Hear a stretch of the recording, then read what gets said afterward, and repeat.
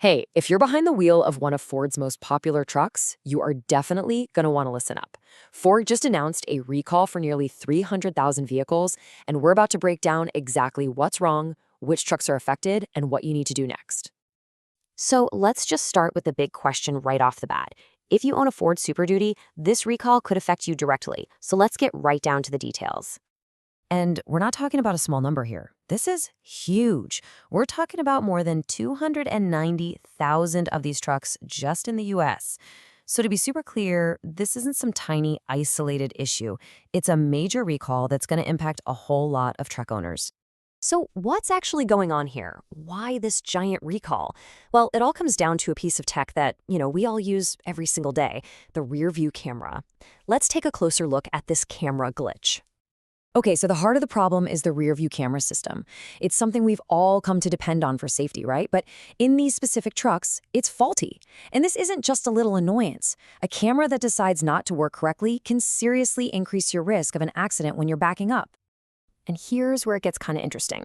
This is the official language from the National Highway Traffic Safety Administration, or NHTSA. It says the camera may not display images properly in certain lighting conditions. That phrase is a little vague, right? It suggests the problem might not happen all the time, which could make it really tricky to notice on your own. All right, so we get the problem. Now for the million-dollar question. How do you know if your truck is actually on the list? Let's break down the specific models right now. Okay, here's the list you need to check. The recall specifically covers the F-250, the F-350, and the F-450 Super Duty trucks. And the model years are 2020 through 2022. So if your truck falls into that window, it is part of this recall. But look, it's not all bad news. There's actually a really important silver lining here.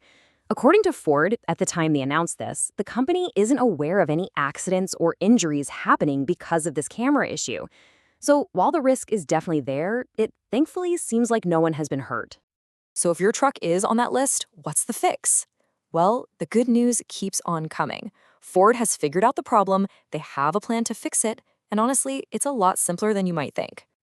And this really just goes to show you how much our trucks are basically computers on wheels these days. The fix doesn't involve replacing any parts or anything like that. It's a simple software update to the camera's brain, basically, the image processing module.